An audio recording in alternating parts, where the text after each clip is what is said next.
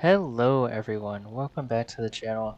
Today we're going to be doing something a little different. We're going to be talking about how to kind of prop plane at lower tiers of War Thunder. I know we had a couple comments talking about how I should talk about, more propeller plane content, as just in case like newer people are watching my channel, and kind of tell them what I'm thinking when I'm fighting these people. So I'm just going to start it out. Kind of a little bit later. I'll show you the climbing in the early game, but I started off immediately. We had a little mosquito attack us at the start, but then he started diving. And the biggest thing I want to talk about in this video is altitude. Propeller planes altitude is like your lifeline. It is literally everything that you can use to your advantage. The more altitude that you have, I kind of describe it as, potential and kinetic energy. So if you ever took physics and you ever had that question where you have a ball at like a top of a hill, where the ball at the top of that hill has the most potential energy. And as the ball starts rolling down the hill, it increases in kinetic energy. Well, the same thing goes for propeller planes. So when you are at higher altitude, that is the most potential energy that you could ever possibly have. But when you start diving and attacking people, your kinetic energy or your speed and your maneuverability and stuff all increases. So the fact that when you are at higher altitudes, you can kind of choose to dive, or if you're in a dogfight, you can choose to go lower and get more speed, is, like I said, your lifeline. So the biggest thing that you want to do at the start of the match is start climbing as a propeller plane. And for example, as you saw earlier, when I started playing this first match, the immediate thing that I would do is I would start attacking the people that are higher up comparatively before I start attacking the people that are lower. Almost just died there because I wasn't paying attention, even though I severely damaged that guy. So you kind of always want to just pay attention, even if you severely wound a guy, because if you cross that nose, you could still be in a really nasty situation.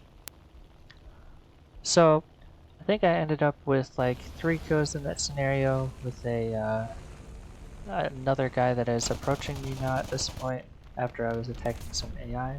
And this is the last guy on the enemy team. So what you want to do if you're ever in that situation, he was a little bit higher altitude than me and he's going in for a head-on. Now, as a newer player especially, you don't want to, and I see this a lot, you don't want to full commit on a head-on. So that means that you are just going to go straight at the guy, just guns blazing, and wait for either you to kill him or him to kill you. What you really want to do and start practicing is like I'm doing here, where you just kind of give him a blast of guns from really long range and then kind of pull off just for when he starts shooting. And if you don't see any bullet tracers, you still should dodge anyways. If you can hear his guns from like the range that you're at and you hear that he's not shooting, then maybe you can continue to head on just because maybe he doesn't have a shot on you.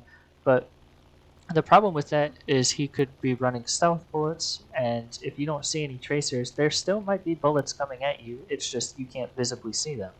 Now, this is another thing that you don't want to do. If you could see that teammate right there, he just really just hard pushed into the enemy's airfield, and at lower tiers, the airfields are really dangerous, especially now where they have the flak bullets and stuff. They will just eat you up even if you're going at a really high speed, and you will eventually die either by engine failure or they will just kill you outright if you're staying in that area anyways.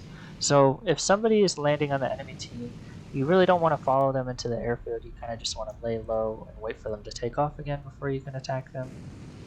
And this is kind of what I do to start of the game for like every propeller plane and even jet plane. So what I do is kind of zoom climbing here, where if you saw, I kind of take off and then extend as low as possible, get some speed, and then eventually I just pull up and start climbing. And what this does is when you gain speed at the start of your climb, instead of just like climbing immediately where you're at lower speed, you're going to increase your climb rate for a little bit because you're at a higher speed.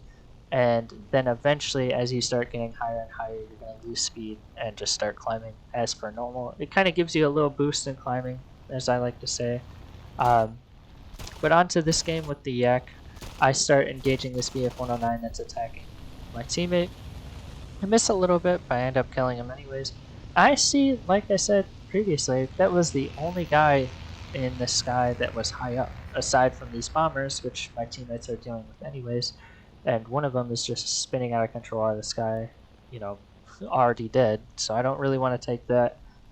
Instead, I start looking at the people that are lower than me, and I start trying to go for this J-26 that kind of is just by himself. Now, the problem with Russian planes is, especially this Yak-3 that I'm using right now, is that their planes are kind of still made out of wood at this point. Their wings, instead of steel like a lot of other planes are made. So when you're diving at really high speed, you can actually break them because you're going really fast and the wings can't handle it. So when you're diving with like a Russian plane, you kind of just want to be careful of your speed. But because of this, he starts dodging and ends up, I overshoot a little bit. Now, all you have to do if you're at a higher altitude advantage and speed advantage and you overshoot, just pull up and loop around. And, you know, voila, you're back on the guy's, 6, and he can't really do anything about it. What I see a lot with higher tier overshoots or overshoots that I perform is that the players that are causing you to overshoot are going to try and get their guns on when you cross the nose. If you ever overshoot and then just pull back in, like if you're in a scissor or something, and that can result in some nasty scenarios where the guy just doesn't know that you're going to get guns on and you end up killing him because he immediately overshot you instead of just pulling up and dodging your guns and then wrapping back around. So, if you didn't see right there, that's another thing that you kind of need to be wary of in propeller planes. A lot of these planes at these lower BRs will actually compress at higher speeds. So if you're also diving, you have two possibilities that can result in you actually not being able to pull as many Gs as you can when you're about to hit the ground. One is your pilot, if you're new, doesn't have that much experience in its G tolerance. So what'll happen is your pilot ends up, blacking out if you're pulling a lot of Gs. Or, like I said before, these planes kind of compress their control surfaces at higher speeds.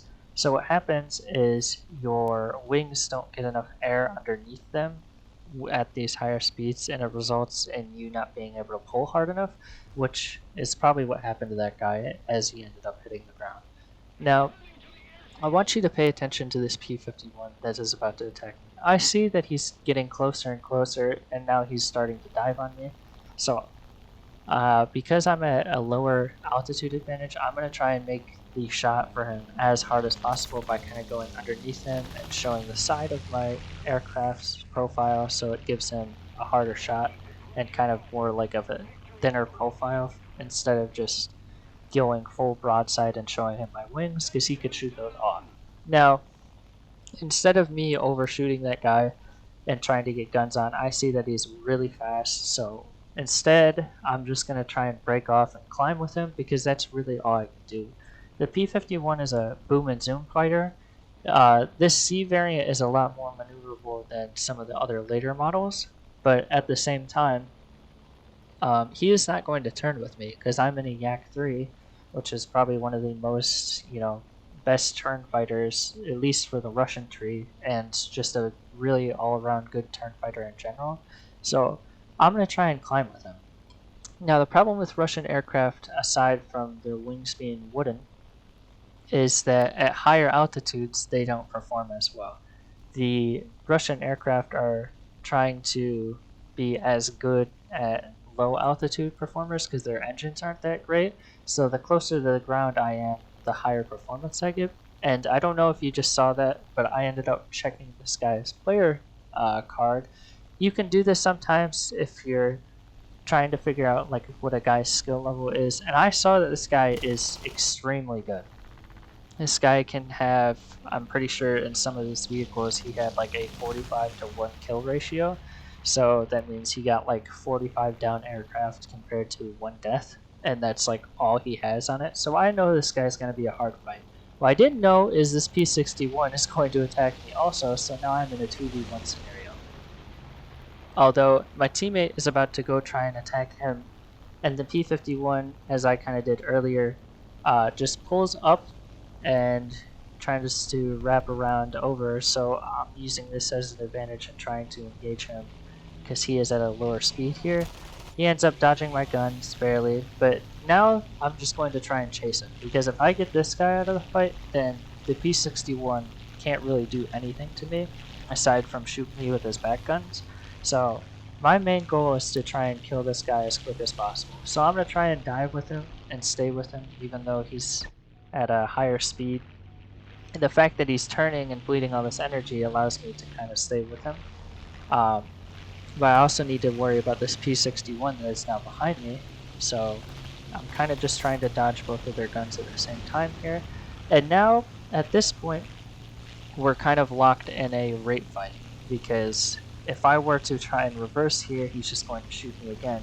So I'm just going to slowly drag him to the ground, and even though I had an opportunity to shoot that P-61 here, I decide not to because like I said, if I get this P-51 out of the fight, then he is going to be extremely easy.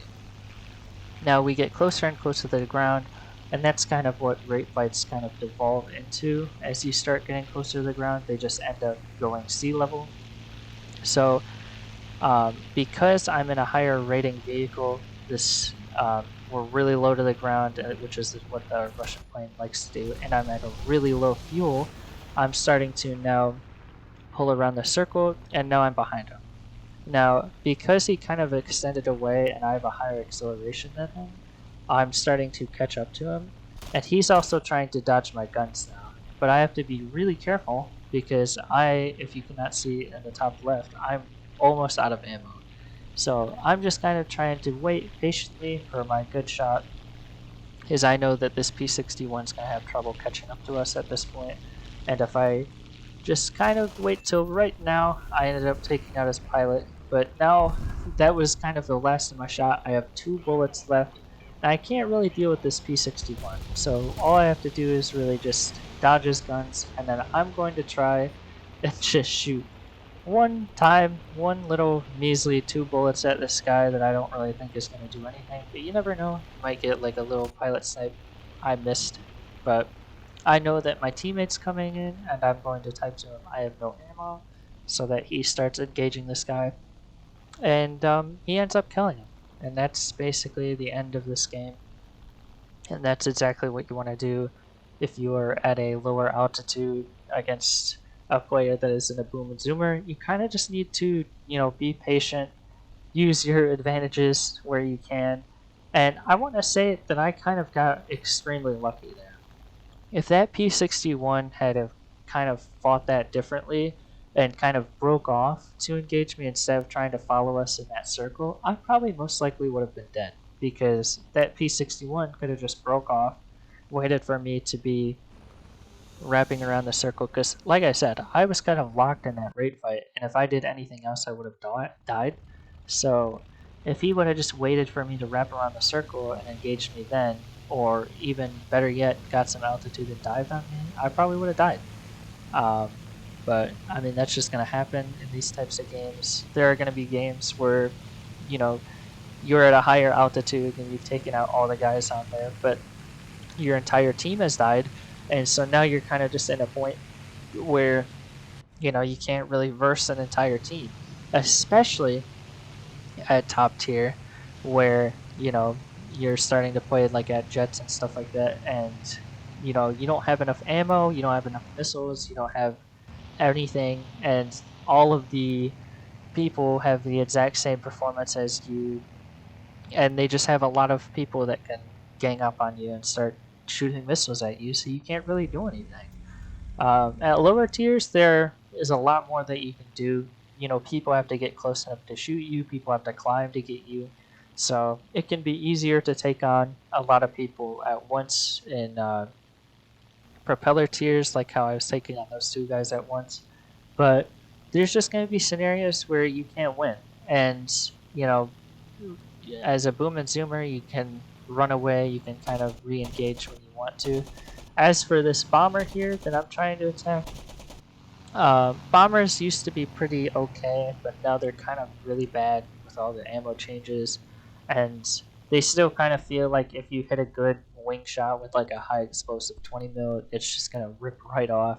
So bombers are kind of in a rough spot. I just kind of took some pop shots because I was stalling out, and it's at a really extreme range, and I only got some hits. If I ended up getting probably a little bit more accurate, I probably could have killed that guy from that range, and that's a lot of things that people don't really do.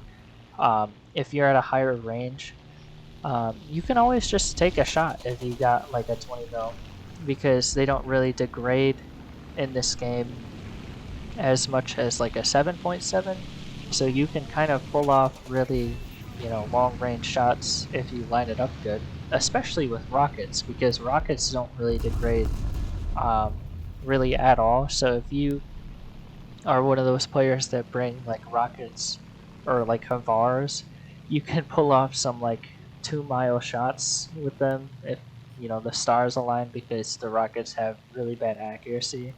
Um, and you can hit some bombers, via really long ranges with rockets, because they don't really degrade at all.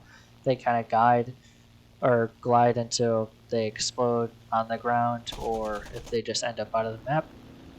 Now right here, I'm just going to simply, engage in a head-on and then pull up. And because this F8F was at a lower altitude than me and lower speed, because he started to pull up to try and hit those shots, all I have to do is really just pull up with him, and he can't really follow and get his guns on me, as long as I just kind of, make sure that his guns aren't really pointed at me, and then I just glide down and just kill him. I missed a little bit there, but kill is a kill. I ended up getting him anyways, and you know that was just all because I just pulled up a little bit and he tried to follow me at a lower energy, and he just really couldn't do anything at that point. He lost too much energy and his plane just started kind of falling out of the sky. Now I started engaging this P-47, and I'm about to do something really stupid, but I really don't care. So I started trying to head on this P-47. It didn't even look like he was going to try and hit me there, but then he pulled in and ended up taking out one of my elevators. But I do the exact same thing, because he can't really pull up at that point. I just, kind of do a little loop around and I'm back on his tail again.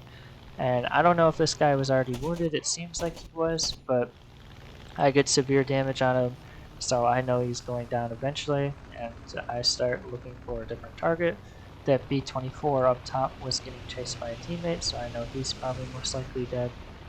And yeah, I think that was the end of this game too, because we started attacking ground units, and the tickets are bleeding really fast. So even though we didn't take out all of the enemy team, um, our bombers did their job, attacked their base, and a lot of people started attacking, howitzers and like the ground units. So really, like, we ended off just by tickets. I think we ended up the game like probably around 4 kills or so. But that's really all I have for you today. I hope my experiences and kind of my talking through these types of fights really help you out. And yeah, thank you so much for watching.